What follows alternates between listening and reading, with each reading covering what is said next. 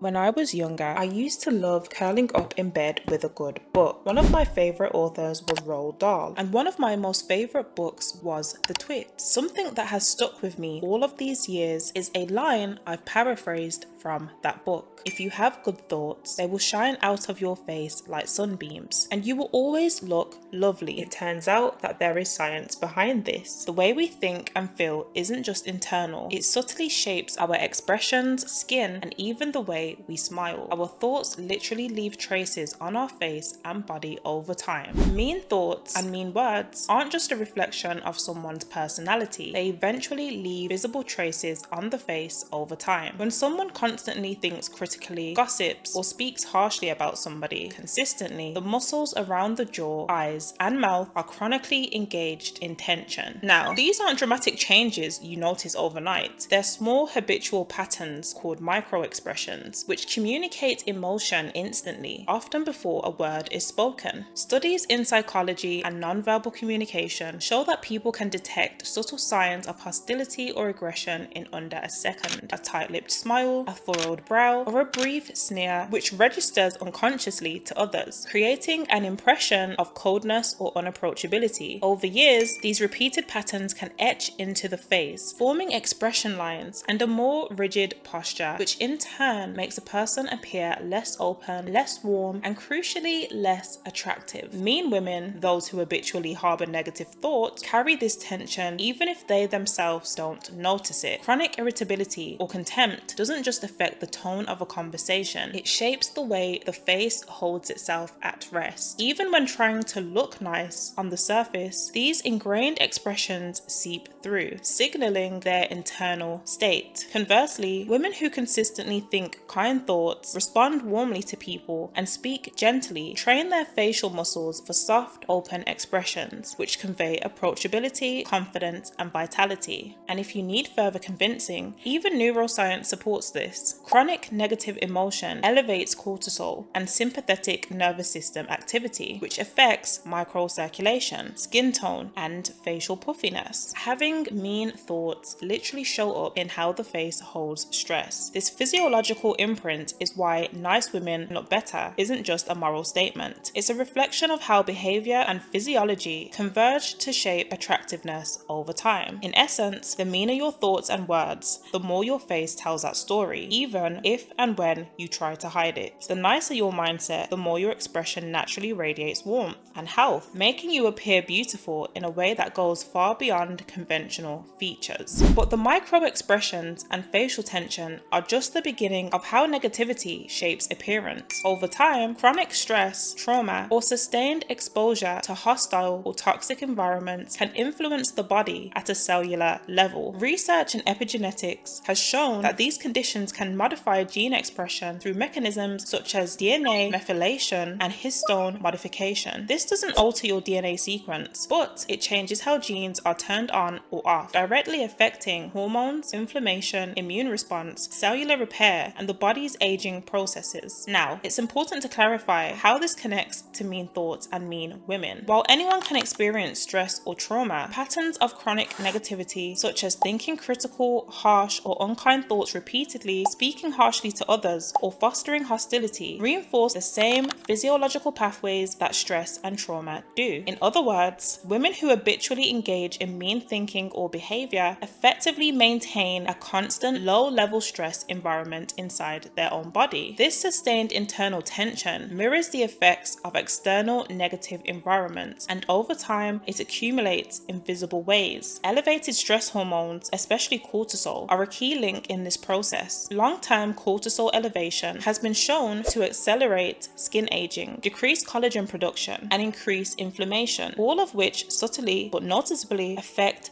facial appearance. High cortisol also impacts posture, leading to stiffness or slumping. In this way, repeated negative thoughts and mean behavior doesn't just influence social interactions, they leave a physiological imprint, shaping how others perceive you without them consciously realizing it. Women who cultivate positive thoughts, speak with kindness, and maintain a pro-social mindset experience far less chronic stress at a physiological level. Their cortisol levels are lower, inflammation is reduced, reduced and cellular repair processes function more effectively. This supports healthier skin, softer facial muscles, relaxed posture, and more open, inviting expressions. And over years, these advantages accumulate into what can be described as a biological glow. What makes this particularly interesting is that the science shows a feedback loop. Mean thoughts trigger stress responses. Stress changes facial expression, and those changes reinforce negative social feedback, which can lead to even more mean thoughts. Kindness and positive thinking work in the opposite direction. The epigenetic and physiological evidence suggests that mean women do not just appear harsh because of their behavior, they carry the cumulative effects of their own negative thoughts in their faces, their expressions, and even their posture. So far, we've looked at how stress, tension, and repeated negative thoughts can leave marks on the face and body. Now, let's turn to the psychological side of things. This is where the idea from the twits really comes to life. Kindness and good thoughts don't just change how we feel internally, they change how we are seen externally, shaping perceptions of beauty in ways that science is beginning to confirm. Multiple studies, including research published in the British Journal of Social Psychology, have found that people who are perceived as kind, helpful, and pro-social are consistently judged to be more physically attractive across a variety of scenarios. This isn't about vanity or superficiality, it's about how human brains process cues. One fascinating explanation comes from evolutionary psychology. Human brains are wired to interpret kindness as a marker of vitality, cooperation, and reliability. When we see someone acting in ways that suggest warmth and pro-social intent, our visual system registers this as a sign of overall fitness and desirability, even if their facial symmetry or features are not conventionally perfect. In other words, kindness amplifies attractiveness in the eyes of others. The effect is not purely social, it has physiological correlates as well. Performing acts of kindness or thinking positive thoughts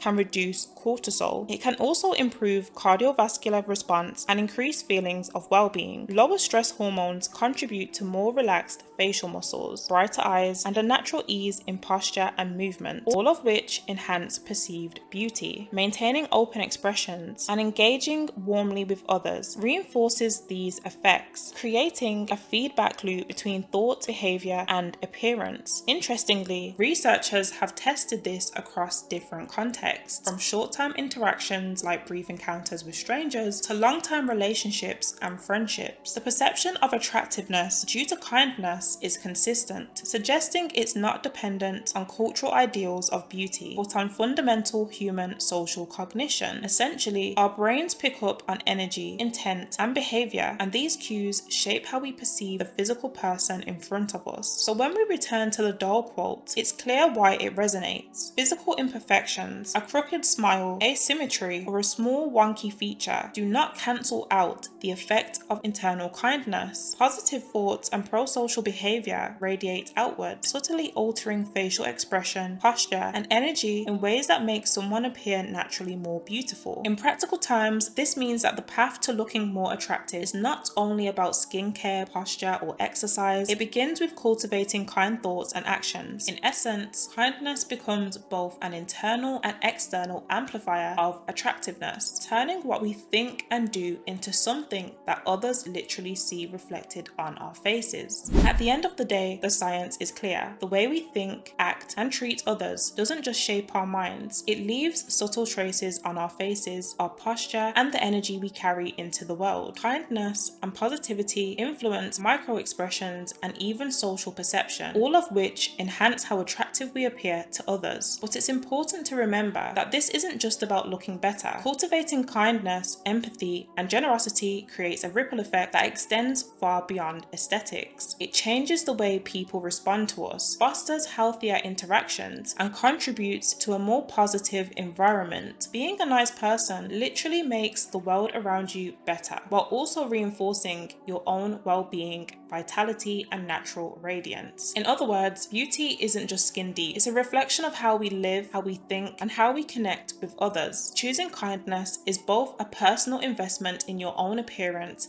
and a powerful way to make the world a brighter place. That's the real meaning behind the idea that nice women look better. It's about cultivating a life inside and out that radiates warmth, health, and generosity. If you made it this far into the video, thank you for being here. If you'd like to see more content like this, please like, comment, share, and hype the video. And don't forget to subscribe. If you'd like more from the Think Femininity brand, we offer digital products which you can find in the description box. And with that being said, I'll see you in the next one. Take care.